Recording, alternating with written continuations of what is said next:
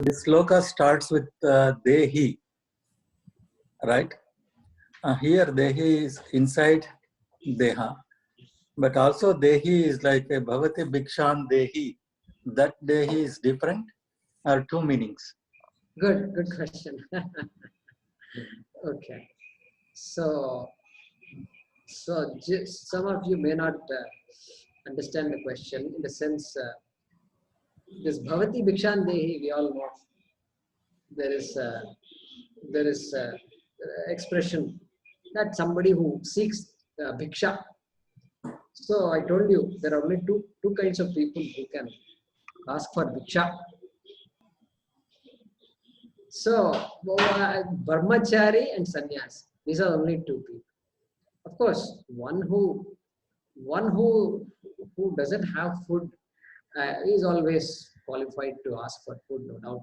But in the ashrama dharma, we say that these two are qualified. So they say bhavati bhikshandehi. Bhavati means oh lady of the house, oh lady of the house, bhikshandehi. So please give bhiksha. That is the meaning. So there also the word dehi comes. Bhavati bhikshandehi. Here also the word dehi comes. What is the difference? That is the question. So here dehi is D-E-H-E-E.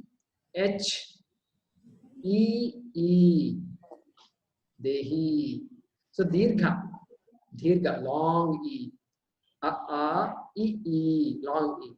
So there the dehi is short E. Dehi. Bhavati bhikshan dehi. Now, when the person talks, Bhavati bhikshan dehi, like that he may say, appear long, but there it is short E. That is the difference. One is a verb, another is a noun. Here it's a noun, there it's a verb. Correct? Yeah. So Ramesh, does that answer the question? Yes, thank you. Thank you very much. Good. Anything else? Yeah, Ajay, Anil, go ahead. So the 12th sloka, we had that Tve Vaham. So you said it is like Tu Eva Aham. So the Na Tu Eva, does that mean itself that there was never a time? Na Tu Eva. Correct. That itself means. So what does the word Tu and Eva mean in general? Like, no, Eva means, Eva has 2 or 3 meanings. Eva means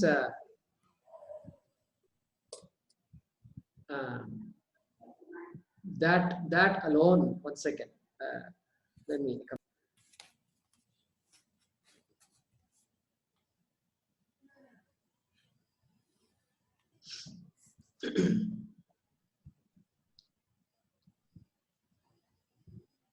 See, tu means on the other hand, or a particular instance. So tu and eva, when they go together, then it becomes this strong statements. Natu eva, alone. Eva means alone. Alone as in naiva. Naiva gacchati. Naiva khadati. Saha naiva khadati. He never eats whenever he comes home. So, you tell some friends, somebody always says, no, I don't want this, I don't want that. They constantly, even glass of water, they won't drink. So, saha naiva khadati, saha naiva pibati. Whenever he's here, he never takes anything. So, naiva. So, eva and na go together to make this never. So, natu eva, same meaning. Natu eva. Natu eva means never. That is the meaning there. Correct? okay. But how did we get that time? There was never a time. There was a jatu. So, natu eva jatu. There is also the word jatu. So a time you can... let's see how the time comes here. Jatu, I think generally...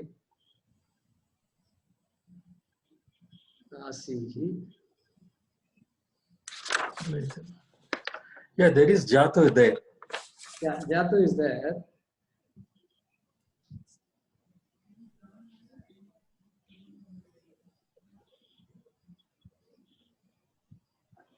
Matvivaham jatu.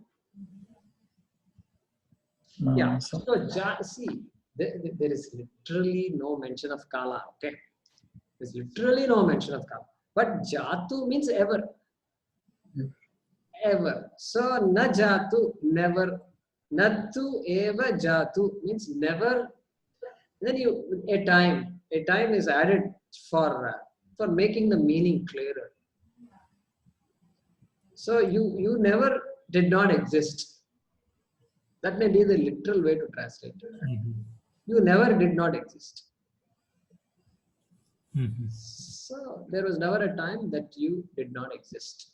Okay. Yeah. So ever implies time. Jatu. Ever means time, no? Implies time. Whenever, however, all these things are there. So ever came from where? No, I'm saying ever implies time. Okay. Ever implies time. Never, because we use never, right? So that's what implicitly it means here. Not ever. Yeah, correct. Correct. That's double negative. Yeah. Why did they do the double negative rather than telling you always existed? Maybe to stress. Because what is deeply entrenched in our mind is non-existence. I had a date of birth, therefore of course I did not exist in the past, and there will be a time when from when I will not exist. So this is there. So if you look at the big span of time, my existence is what? Is nothing. I just come and go. Like this fireflies, I come and go. And so non-existence is vast. Existence is only little. So that may be the reason why he's saying there was never a time that I did not exist. Because nityatvam, that nityatvam that's why we don't use the word eternal. Because that word eternal, how do you understand eternal? How do you understand eternal? Tell me. Because we know nothing that is eternal. We know nothing that is eternal. So two good friends are there, and they call each other and they say, "Okay, wait at the bus stand. I'll come." And then he comes, and then they are about to get married, And so she says, "I've been waiting for you eternally. I've been waiting for you eternally." Now tell me, she is saying eternal. What eternal are we talking about? I've been waiting for you eternally. Eternal means not subject to time. Extremely long time. And she's saying, I have been waiting for you eternally. So the meaning of eternal is gone right there. We can't use the word eternal. So our idea, all our ideas are time-bound ideas. That's what I meant to say. Time-bound ideas, period. Solar system, when did it get created? A physicist can give answers to that. There was some Big Bang, etc. And even that, there was a time, and then there was constant explosions and so on and so forth. And this formation came about. There was a time when it happened. Long time ago, perhaps, but long time. Eternal doesn't mean long time. Eternal means timeless. How will you imagine timelessness? So that's the reason, Ramesh ji, I think talking about timelessness using time, and moreover, remember, Arjuna is talking about non-existence. He's talking about death of people. And he's saying there is no such thing as death. Death is non-existence. So Krishna is using the same thought that Arjuna has in his mind. So this. Thank you. Yeah. Another thing, this word param. So you said vayam ataha param. So cease to exist. So what does param mean here? Param means after now. Ataha param. Ataha means now. Param after. After now. After now means what? Future. After now means hereafter. Hereafter, Hereafter Bhavishyat. means future. In the future. Okay. Correct, Anil? Yes. So future is anyways because of the bhavishyamaha. Yeah, Bhavishyamaha is not future. Bhavishyamaha, we will not exist. Bhavishyamaha. Correct, it is future tense, no doubt. Mhm. We will not exist in the future from now onwards. Okay. After now. Mhm. Oh, okay. The exist cease to exist again come because of the jatu sabd only. The earlier jatu sabd. It cease to exist is na Bhavishyamaha. Oh, na bhavishyama. Oh, okay. Cease to exist is na Bhavishyamaha. So bhu dhatu. Bhu is to be. Correct, to be. Oh, okay. So ataya param is from now means basically that has been translated as in the future. Correct. Okay. Correct. Fine. Yeah, and now I have a different question, not on the grammar. So in the discussion, you just mentioned that, so we can understand that the question was that are there so many different atmas for individuals? And then you said, so for now we can understand, no, it is just one. So like, but why couldn't be so many? Matlab, how do we conclude that it is just one? Each one could have a different atma, right? Yes, sure. Each one could have a different Atma. And so then we will ask, what is it that distinguishes your Atma from my Atma? You have to say something. What is it? When you say two different Atmas, there are two different things you said.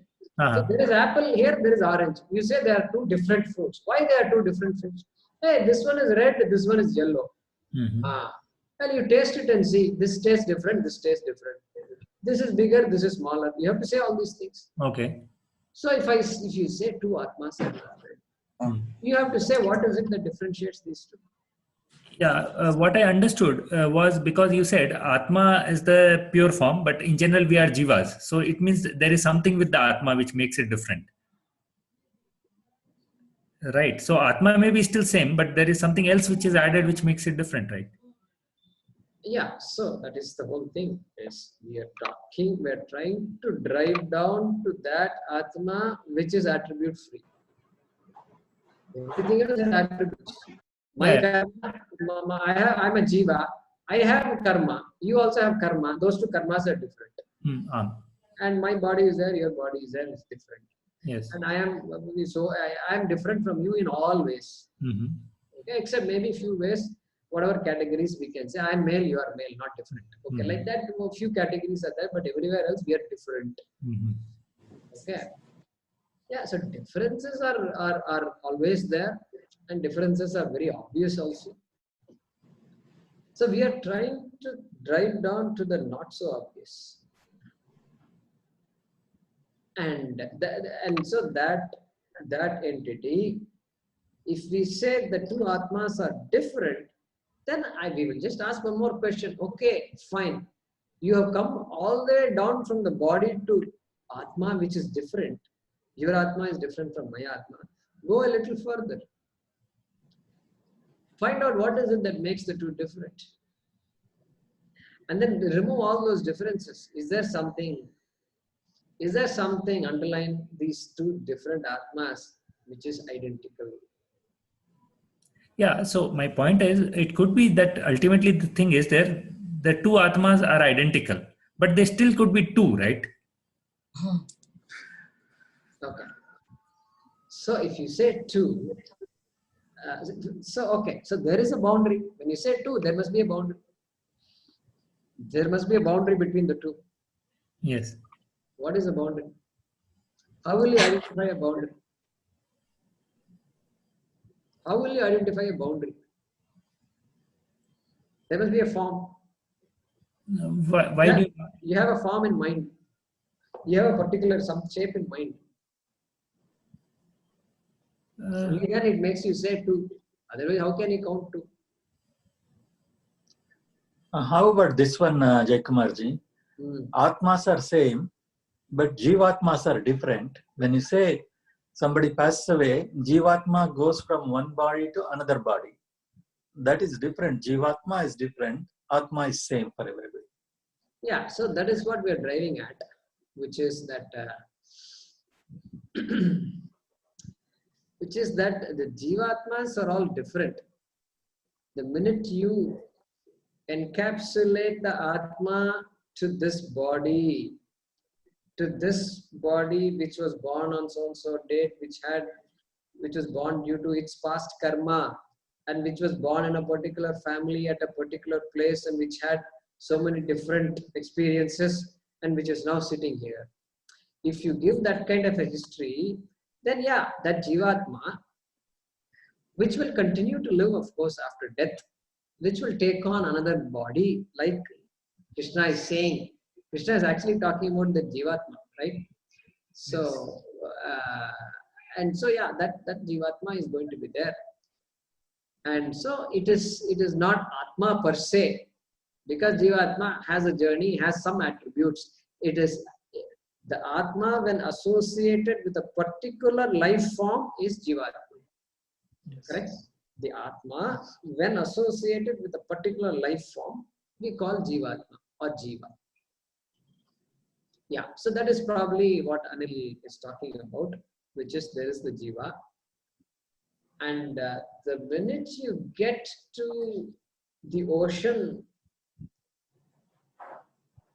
you can count waves. You count waves. You can count number of waves. Now, if you identify water, if you recognize water as the substantive of the wave, if you recognize water as the Atma of the wave, how many waters are there?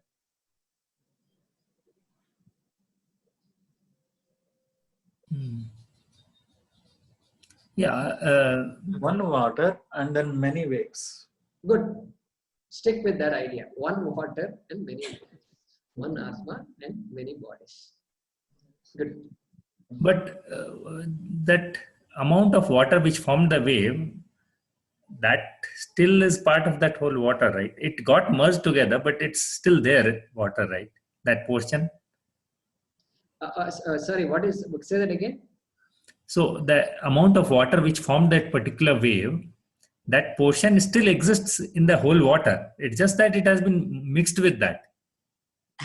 That is the whole point of it. So it is that water in the wave continues to appear as a wave, right? That's what you're saying.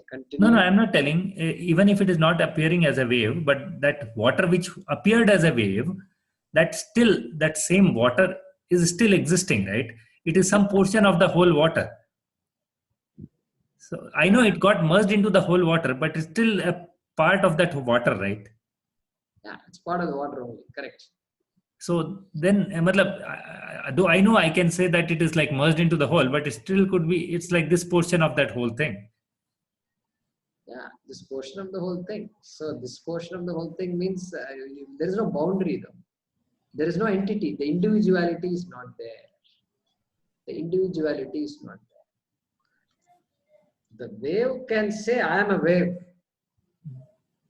Without water, it's not. There is no wave. I am an Indian Ocean wave. I am a Pacific Ocean wave. So they can have an argument. Mm-hmm. Hey, I am from Indian Ocean. Don't underestimate me. I may be poor, but I can talk about Atma. Okay. So yes. Guru wave, Guruji wave. You are a Guruji wave. Mm-hmm. So you can be Guruji wave, but then are you water or not? And that water, okay, seems to have an individuality as a wave. Seems to have an individuality. Fine, we accept that. But really speaking, the individuality doesn't belong to water. It doesn't belong. It is sustained by water, but it doesn't belong to water. Doesn't say I am an individual. This wave says I am an Indian Ocean wave. Correct? Yeah. The wave says, I'm an Indian Ocean wave, and I'm a Guru wave. All these things, this wave says. Water has no such problem. Water has no such problem. Correct? Okay. Yeah. Yes. Good.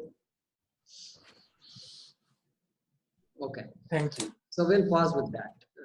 Okay. 10:36. Yeah. Namaste, Guruji. Namaskara. Namaste.